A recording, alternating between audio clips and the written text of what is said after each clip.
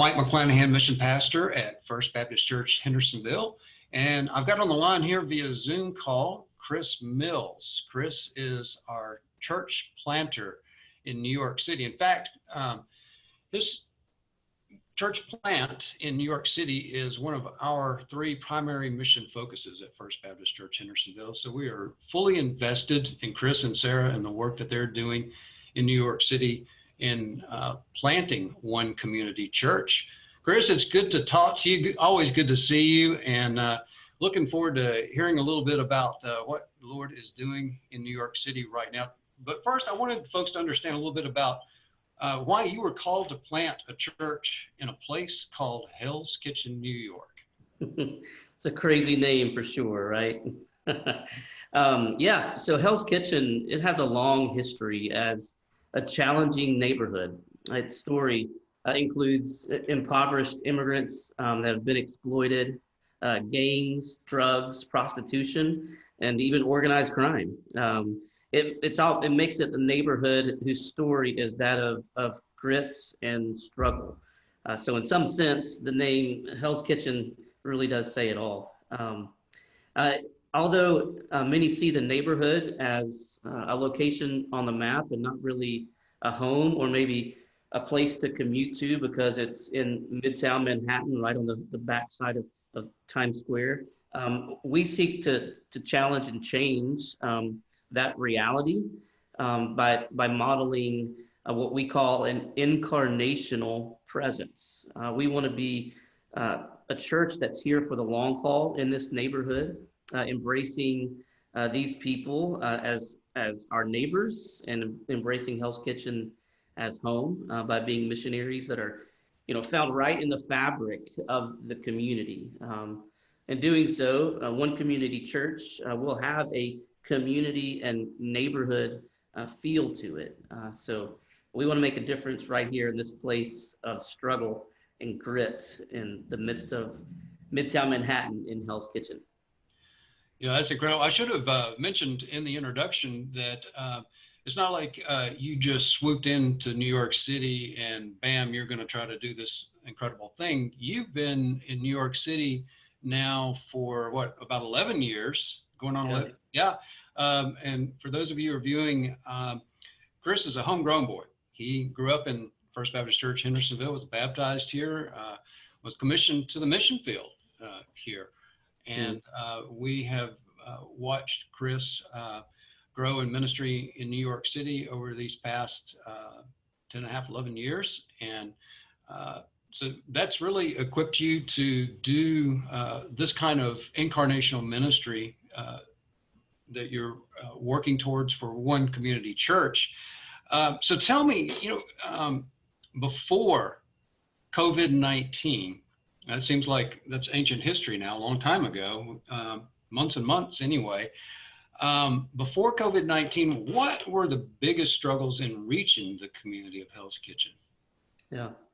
The people in Hell's Kitchen that truly call it home, they are typically skeptical. And they're skeptical of outsiders, right? People that are new or newer to the neighborhood. And even though we've lived in the neighborhood for now 5 years, we're still seen as outsiders, and we have a lot of work to do to what I call to earn the right to be heard, right? So there's a lot of service that needs to take place just to overcome that skepticism. Now, Hell's Kitchen people, along with other New Yorkers, are what are also described as people that are in a post-church culture. And so what that means is that, church is just not a part of the everyday life of New Yorkers and Hell's Kitchen people.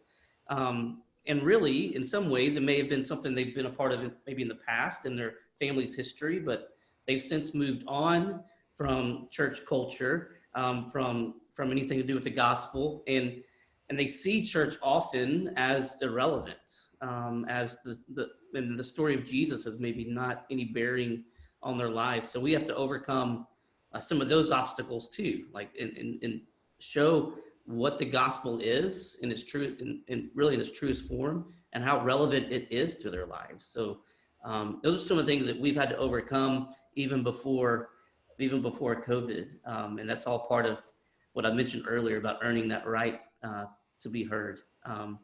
Of course, it's also expensive to live in New York City. And Hell's Kitchen is in Midtown Manhattan. So one of the more expensive places in neighborhoods in all of New York City. And to make it all work, I am with the church as a planter and a pastor with one community church. But at the same time, I have a separate job just to make ends meet. Of course, something I'm called into as well with an organization called Young Life. And so I've been having to wear multiple hats just to make everything work in the city. And working through that schedule can also be another obstacle and struggle to overcome. But it's also the narrative of many people in our neighborhood, just doing whatever it takes to get by. That's a big theme for people that live in Hell's Kitchen. Yeah. So basically, a fast-paced, gritty environment where you could say, Toto, we are not in Tennessee anymore. Sure. Right. And really like there, if you think about the location of Hell's Kitchen right beside or on the backside of Times Square, there are a lot of artists that live in our community. When it comes to grit and struggle and doing whatever it takes to survive, like that's really the narrative of that artist community as well.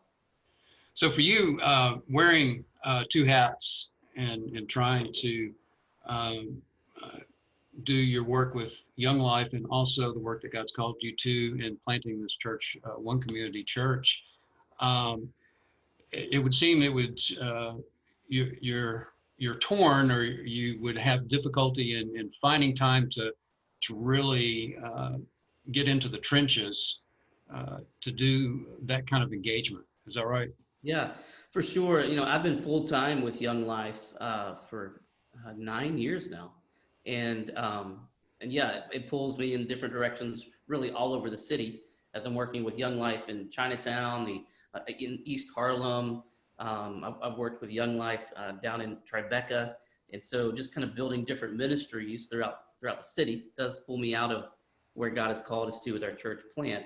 Um, but this September, I get the opportunity to pivot that, and I'm going full time as a planter pastor for one community church, and part time with Young Life. And my role with Young Life is even doing a little bit of a pivot where I'm now specifically only building Young Life youth ministry in Hell's Kitchen. So it'll be a lot more cohesive work that I get to do with both church planning and Young Life fitting into the same vision.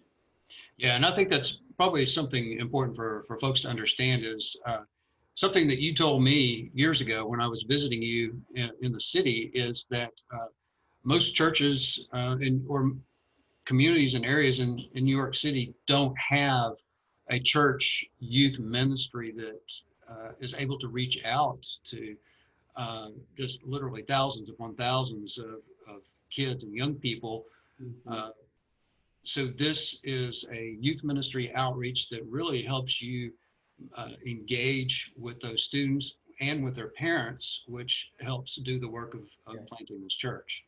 Yeah, it's definitely outreach. Young Life's mission is to introduce adolescents to Jesus Christ, right? And then we help them grow in their faith. So we are definitely seeking those kids that aren't stepping in the door of any church life. We're going after them. And so Young Life becomes an amazing tool for one community church to reach, like you mentioned, teenagers and even their family, being that we have a church to invite them into.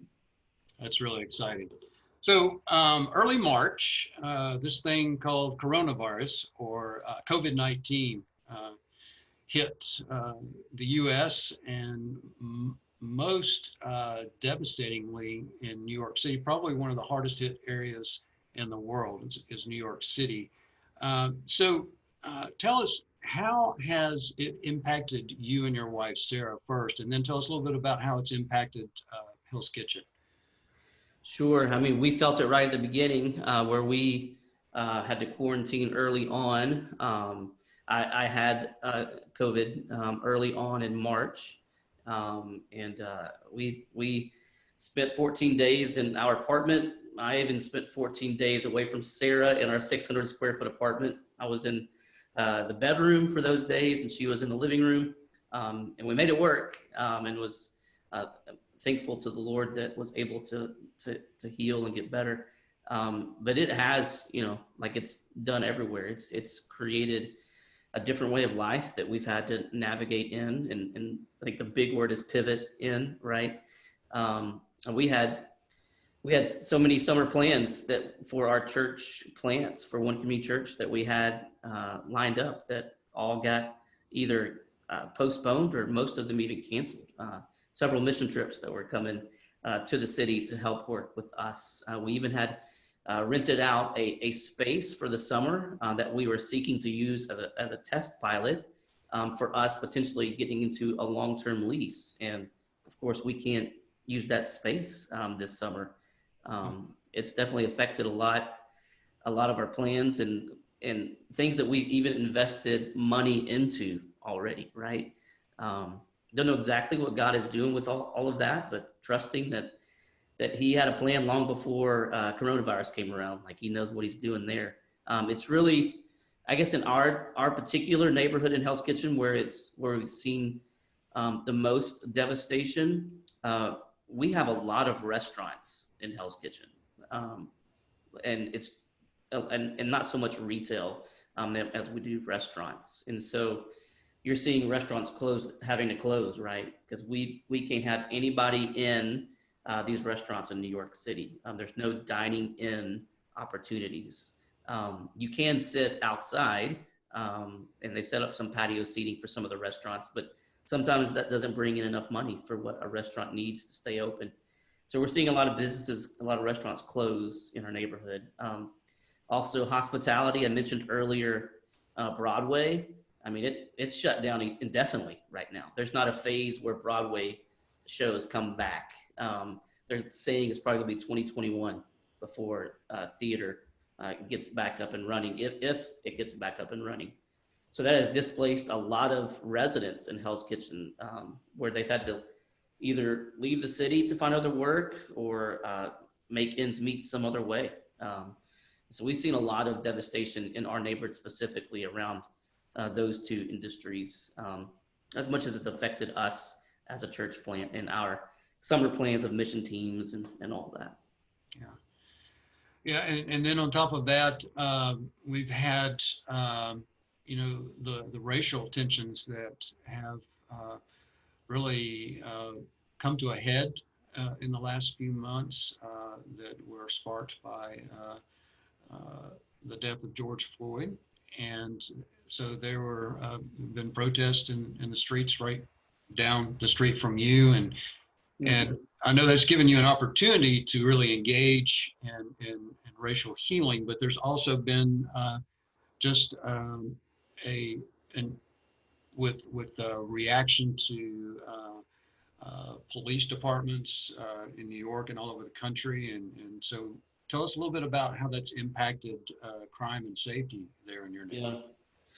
Yeah, crime is definitely has risen, particularly in our neighborhood. There's been a lot more drugs being sold in our neighborhood. When you have businesses that close down, it creates a vacant storefront, and so a lot of times that's where a lot of the drug dealers might set up. I could probably walk maybe a block from our apartment and find a drug dealer. Right? It's definitely some of the grit and struggle and that maybe used to be of the later 70s and early 80s in New York and in Hell's Kitchens. It's kind of coming back, and you're hearing people that have lived here for generations saying that Hell's Kitchen is becoming Hell's Kitchen once again. And we are seeing it. There was just a shooting last week on our block. Thankfully no one got injured or killed. But there's definitely a lot more crime that's happening because of the racial unrest, because of the inequality, because of people going through emotional stress right now because of a different way of life during the COVID pandemic. So it is definitely a somewhat more of a dangerous place to be than it was a few months ago. And we're trying our best to be faithful to the neighborhood and not to be people that just up and leave when it gets difficult. But this is an opportunity for us to be faithful to what God has called us to do, and to earn that right, and prove that we are here to be in the fabric of the community. Well, that's huge, I'm sure. And so talk a little bit about those opportunities now that you see in light of all of, Corona and just the safety and restrictions on movement and life is upended in the city. But you have followed the Lord's leading in seizing on opportunities that have risen out of all this. Tell us a little bit about that. Yeah, we've done a few things. Of course, we're still a small core team, but we've asked what is ours to own. What can we do? We can't necessarily change the entire neighborhood or the city or anything like that, but we can play a part, right? And so we've helped out. We with a housing complex that we adopted. We've been providing meals there, delivering them to tenants in that building. And these are often people that have trouble, getting out of their apartment. Whether it be a physical disability or age, but yeah, we've been helping out, serving with meals and also providing supplies to them, just basic needs like basic over the counter medicine and things like that. At the same time, we have developed quite a reputation for our mask ministry, and so we give away a lot of the mask in the neighborhood, and we've had churches donate. They've made homemade masks and donate them to us to give out into the neighborhood. We've actually had people from First Baptist Hendersonville there make some masks for us, and also we've actually you helped out with our Hell's Kitchen Tough mask that we made, and they're a hit. Like people are texting me, emailing me. Hey, one of my friends has one of your masks. I would love to get one of those from you. Matter of fact, someone's coming over our apartment here in the next hour just to grab a few masks from us. And we're in that kind of a culture where I would say 90% of people walking down the street have a mask on. And so that gives us an opportunity to meet them in that need that they may have. Wearing the same mask all the time gets a little bit overwhelming. So to have an extra one that you can wash is definitely helpful. So just being able to provide for people's needs during this time has been a good opportunity for us to love people in that. At the same time, we realize it's much more than providing for needs. Like there's this relationship that's being built, and the kingdom of God is on the move in that. And I know as we provide for needs, like that changes me. Like I get to be a part of the process of God doing a work in me as well. And so we don't come in as the one to fix everything. We realize we have our own stuff that needs to be fixed as well. And so being able to serve allows healing to take place in many ways through Christ. So yeah, it's been a good opportunity for us during this time. Well, you've also done some creative things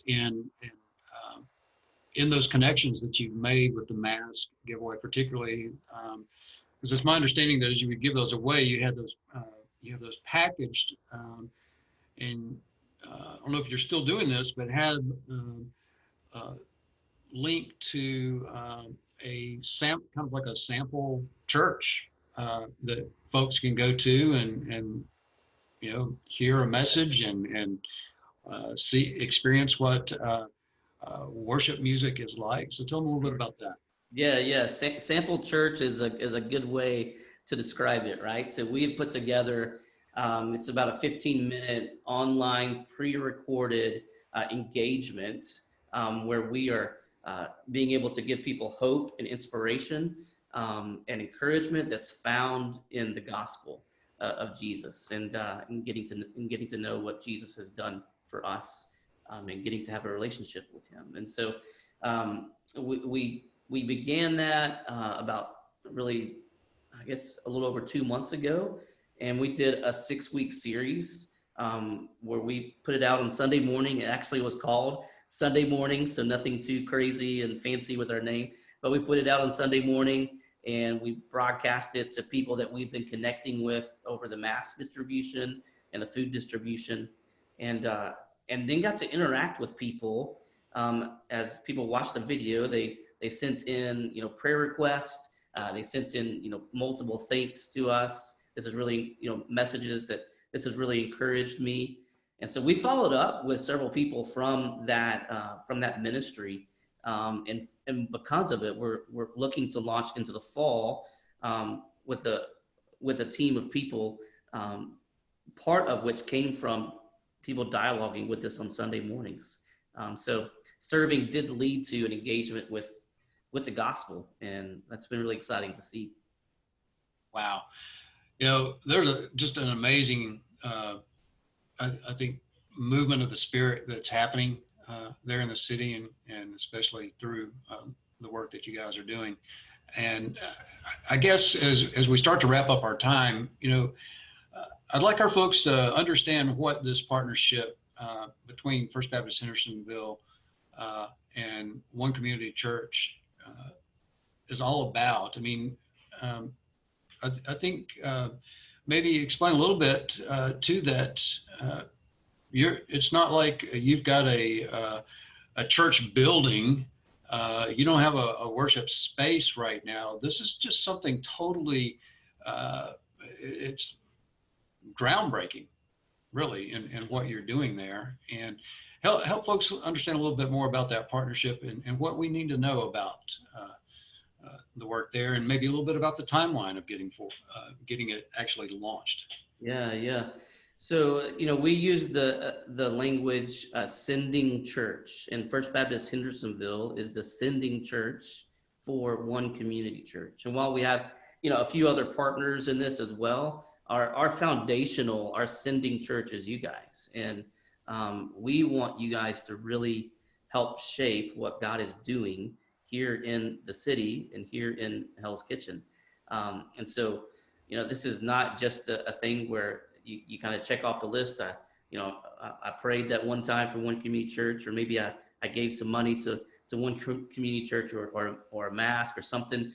We're wanting you to be partners with us in this. And so that's a relational investment, right? We actually send out emails just about every Wednesday about what's going on here. And we would love for you to jump on those emails and know more specifically how you can pray and serve and be a part of what's happening here. I also see it as a two-way street. This isn't just your opportunity to come be on missions here. Like I pray that there's some things that happen in your heart as you join in with us in this mission work. I'm praying that some things even in your own life and people that God has called you to get shaped a little bit more. And as God continues to grow you as a missionary, because we're all called into this mission work of God. And so, I plan to be there at Hendersonville visiting, and as much as I can in this, even with this pandemic, I've got a trip planned to come visit in September, and want to visit with some of you guys. But for sure, this is a true partnership, a two-way street where we're seeing God's kingdom on the advance, and it's bigger than First Baptist Hendersonville. It's bigger than One Community Church. This is about God's kingdom, and we get to collaborate together to see how he continues to work. So I love that you guys are a part of what God is doing here in the city.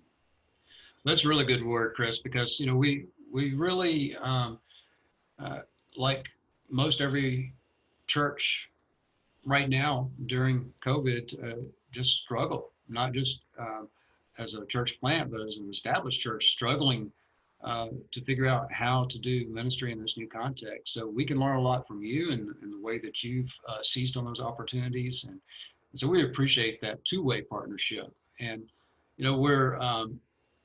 we're hoping to send a team up in December. We've got one on the books, and just any word of encouragement. We're looking for college students, but anybody that wants to go, I guess we'd certainly welcome them to come up, but you're going to put them to work when they come to the city, though, right? Sure, for sure. Yeah. So we're planning, that around the Christmas season. And I know you had previously asked about timeline. I'll speak to that for a moment too. In the fall, we're looking to launch two missional communities. Maybe connect groups might be a better term for you guys, but we're looking to launch two of those from the core team and the launch team that we have developed and are developing.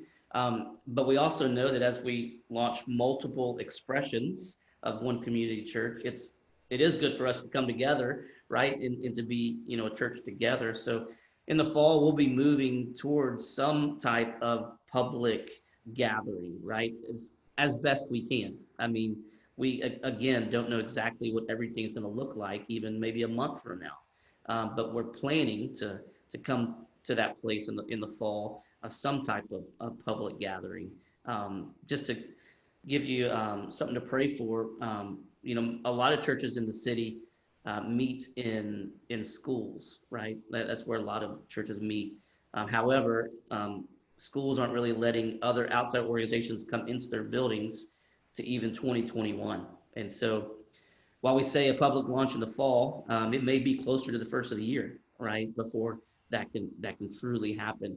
And so the college trip that's coming up in December, you're going to be helping us with that particular objective for some type of a public gathering.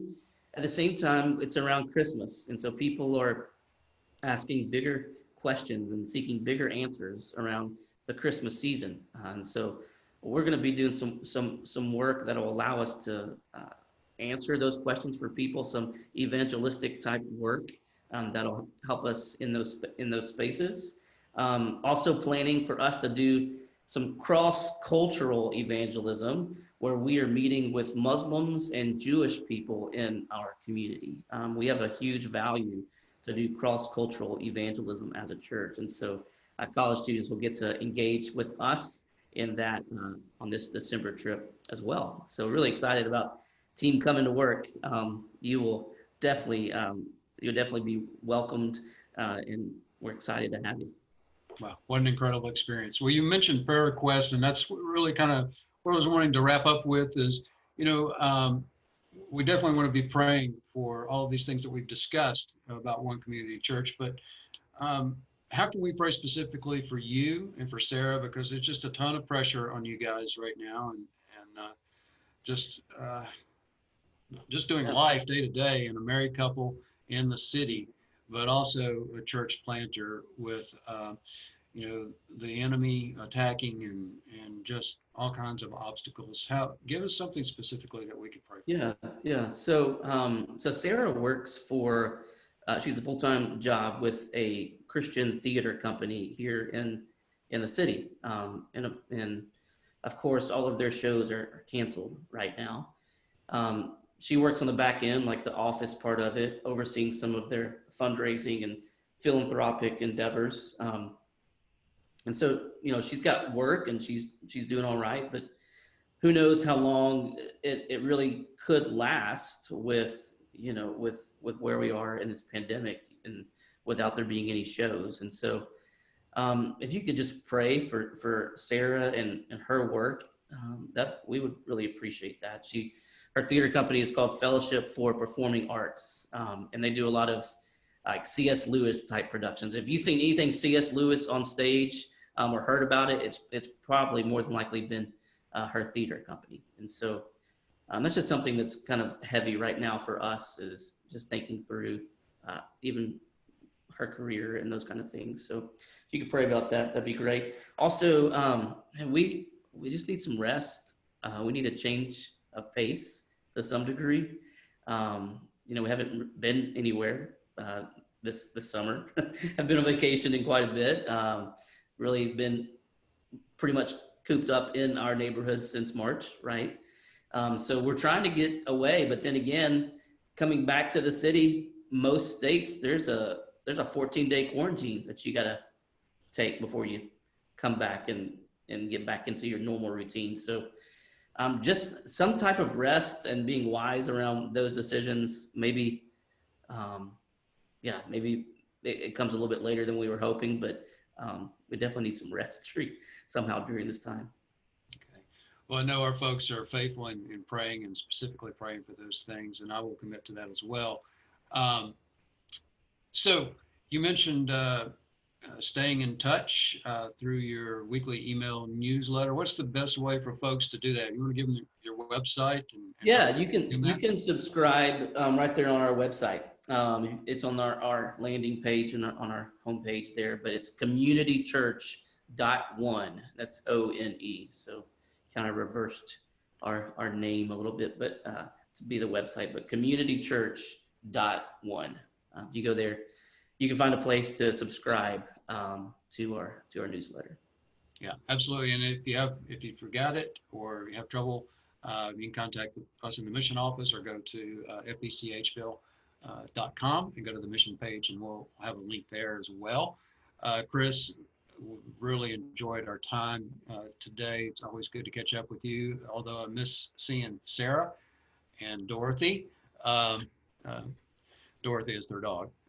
But, uh, we are just encouraged by this report. And it's my prayer, my hope that as folks take the time to watch this, it's a little long. It's not a 3-minute video, but I wanted folks to really get a much more in-depth understanding of what is happening in New York City and specifically with you and Sarah in this church plant. So appreciate your time. Any closing words before we sign off here? Mike, you did make two references to Wizard of Oz in this interview, by the way. I So did. I did. I need to oh, go home and watch it now and get that my was intentional. just But no flying monkeys, please. Thank you. yes. Hey, I really do appreciate First Baptist Hendersonville. I mean, it means the world to me to have the church that I grew up in, came to know the Lord in, was commissioned for ministry in to be on board with this and to be a part of this. Yeah, I don't know many pastors that get that privilege, right? And so I do count it a blessing to have you guys a part of this and for me to continue to be part of First Baptist Hendersonville. Well, we love you. We love Sarah, and we love One Community Church. God bless you all, and have a great rest of the week.